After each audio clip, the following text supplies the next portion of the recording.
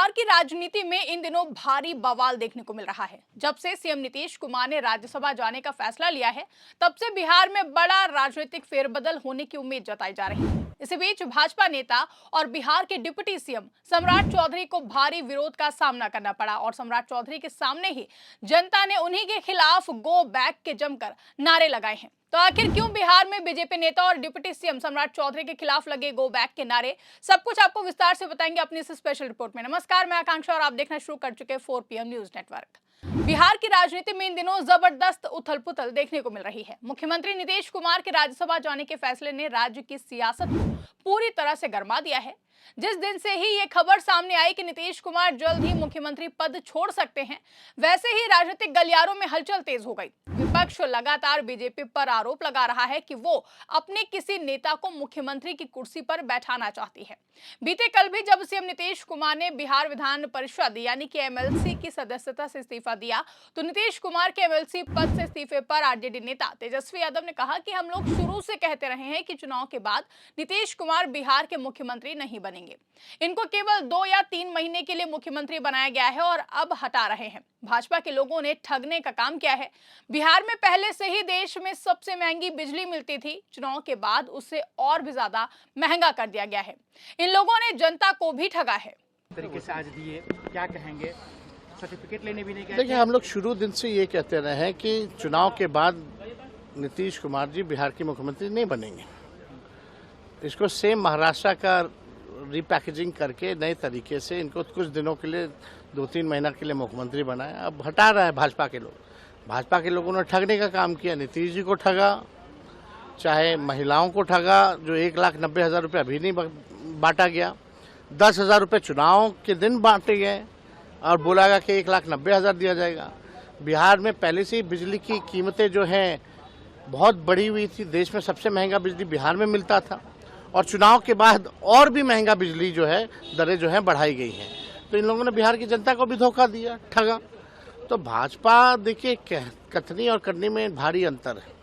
यानी एक और विपक्ष तो कह ही रहा था, वहीं अब इन सब के बीच ये मुद्दा सिर्फ राजनीतिक दलों तक सीमित नहीं रहा है, बल्कि छात्रों और आम जनता के बीच भी भारी नाराजगी और आक्रोश के रूप में सामने आने लगा है। दरअसल जैसा कि मैंने पहले ही बताया कि बीते कल नीतीश कुमार ने विधान परिषद की सदस्यता से इस्तीफा दे दिया है, जिसके बाद ये अटकलें और भी ज्यादा तेज हो गई कि वो जल्द ही मुख्यमंत्री पद भी छोड़ सकते हैं। इसी बीच चर्चाएं होने लगी कि उप मुख्यमंत्री सम्राट चौधरी को अगला मुख्यमंत्री बनाया जा सकता है। यही बात अब विवाद और विरोध का बड़ा कारण बनती हुई नजर आ रही है। विपक्ष इसे बीजेपी की सोची समझी रणनीति बता रहा है, जबकि सरकार की ओर से इस पर अभी तक कोई भी साफ बयान सामने नहीं आया है। इस पूरे घटनाक्रम के बीच पटना यूनिवर्सिटी में जो कुछ हुआ उसने इस राजनीतिक तनाव को और भी ज्यादा बढ़ा दिया है। जहां पहले से तय कार्यक्रम के तहत मुख्यमंत्री नीतीश कुमार को उप मुख्यमंत्री सम्राट चौधरी के साथ विश्वविद्यालय के नए प्रशासनिक और शैक्षणिक भवन का उद्घाटन करने पहुंचना था, लेकिन जैसे ही दोनों नेता विश्वविद्यालय परिसर में पहुंचे, वहां का माहौल अचानक बदल गया। शुरुआत में कुछ छात्रों ने नीतीश कुमार जिंदाबाद के नारे लगाए, लेकिन कुछ ही देर में माहौल पूरी तरीके से पलट गया। बड़ी संख्या में मौजूद छात्रों ने उप मुख्यमंत्री सम्राट चौधरी के खिलाफ गो बैक के नारे लगाने शुरू कर दिए। देखते ही देखते पूरा परिसर सम्राट चौधरी गो बैक के नारों से गूंज उठा, जिसकी गूंज इतनी तेज थी कि कार्यक्रम का माहौल पूरी तरीके से तनावपूर्ण हो गया और हालात धीरे धीरे बेकाबू होते नजर आए। आज सत्ता की आंखों में आंखें डालकर पत्रकारिता करना मुश्किल हो गया है। हमारे 4 PM नेशनल यूट्यूब और फेसबुक चैनल को, जिसे आपका प्यार और विश्वास हमेशा से मिलता रहा है, उसे बंद करके सरकार ने साबित कर दिया है कि वो आपके सवालों से कितना डरती है। मुश्किल दौर है, लेकिन हम ना रुके थे और ना ही रुकेंगे। हम सच के लिए हमेशा लड़ते रहेंगे। ऐसे में 4 PM यूपी को ज्यादा से ज्यादा ज्वाइन करें और स्वतंत्र पत्रकारिता को जिंदा रखने के लिए जितना हो सके उतना हमारा आर्थिक सहयोग करें। आपके सहयोग से ये जंग हम जीत कर रहेंगे।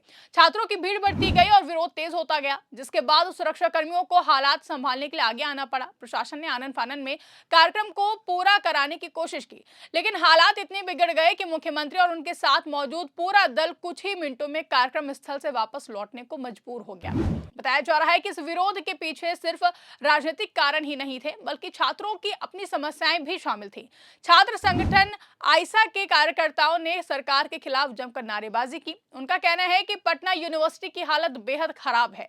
विश्वविद्यालय के कई भवन जर्जर हो चुके हैं, शिक्षकों की भारी कमी है और पढ़ाई का स्तर भी लगातार गिर रहा है। छात्रों का आरोप है कि सरकार इन समस्याओं पर ध्यान नहीं दे रही है। इसके अलावा छात्रों में पुलिस के व्यवहार को लेकर भी नाराजगी देखने को मिली है। कई छात्रों ने आरोप लगाया कि मुख्यमंत्री के कार्यक्रम के दौरान पुलिसकर्मियों ने उनके साथ बदसलूकी की और उन्हें कार्यक्रम स्थल के पास जाने से रोका है। छात्रों का कहना है कि ये सब सम्राट चौधरी के इशारे पर किया गया है, जिससे उनका गुस्सा और भी ज्यादा बढ़ गया। हालांकि प्रशासन की ओर से स्थिति को नियंत्रित करने की कोशिश की गई। पटना के डीएम और एसएसपी ने छात्रों को समझाने और उन्हें कार्यक्रम की जगह से दूर भेजने की कोशिश की, लेकिन इसके बावजूद विरोध थमने का नाम नहीं ले रहा था। छात्रों का आक्रोश लगातार बढ़ता जा रहा था और नारेबाजी जारी रही। वहीं इस पूरे हंगामे के बीच मुख्यमंत्री नीतीश कुमार ने प्रशासनिक और शैक्षणिक भवन का उद्घाटन किया। करीब 147 करोड़ 29 लाख रुपए की लागत से बने इस आधुनिक भवन को विश्वविद्यालय के विकास की दिशा में एक बड़ा कदम बताया जा रहा है। इस मौके पर बिहार के दोनों उप मुख्यमंत्री सम्राट चौधरी और विजय कुमार सिन्हा के साथ ही शिक्षा मंत्री सुनील कुमार भी मौजूद रहे। लेकिन उद्घाटन कार्यक्रम के दौरान छात्रों का विरोध काफी ज्यादा हंगामेदार रहा। अब इस घटना के बाद बिहार की राजनीति में एक नई बहस छिड़ गई है। विपक्ष ने इसे जनता के गुस्से का प्रतीक बताया है और कहा है कि लोग बीजेपी की नीतियों और फैसलों से नाराज हैं। वही सत्ताधारी दल इस पूरे मामले को विपक्ष द्वारा प्रायोजित विरोध बता रहा है, जबकि कुछ लोगों का मानना है कि यह घटना सिर्फ एक विश्वविद्यालय तक सीमित नहीं है, बल्कि ये राज्य में चल रहे बड़े राजनीतिक बदलावों का संकेत है। नीतीश कुमार के संभावित इस्तीफे और नए मुख्यमंत्री के चयन को लेकर जो अनिश्चितता बनी हुई है, उसने लोगों के मन में सवाल खड़े कर दिए हैं। खासकर युवाओं और छात्रों के बीच ये असंतोष ज्यादा साफ तौर पर दिखाई दे रहा है। अगर सम्राट चौधरी को मुख्यमंत्री बनाया जाता है तो ये देखना दिलचस्प होगा कि जनता, खासकर युवाओं की प्रतिक्रिया कैसी रहती है। पटना यूनिवर्सिटी की घटना ने यह साफ कर दिया है कि ये फैसला आसान नहीं होने वाला है और इसका विरोध भी तेज हो सकता है। कुल मिलाकर बिहार इस समय एक बड़े राजनीतिक मोड़ पर खड़ा है। एक तरफ सत्ता परिवर्तन की अटकलें हैं, तो वहीं दूसरी तरफ जनता का बढ़ता गुस्सा। ऐसे में पटना यूनिवर्सिटी का यह हंगामा सिर्फ एक घटना नहीं है, बल्कि आने वाले समय की राजनीति का संकेत भी हो सकता है। अब सभी की नजर इस बात पर रहेगी कि नीतीश कुमार आगे क्या फैसला लेते हैं और बीजेपी इस पूरे मामले को कैसे संभालती है। फिलहाल के लिए दोस्तों इस खबर में बस इतना ही। अगर वीडियो पसंद आई हो तो वीडियो को ज्यादा से ज्यादा लाइक और शेयर करना ना भूलें। अगर हमारे चैनल पर नए हैं तो चैनल को सब्सक्राइब जरूर कर लें और देखते रहिए 4 PM न्यूज नेटवर्क।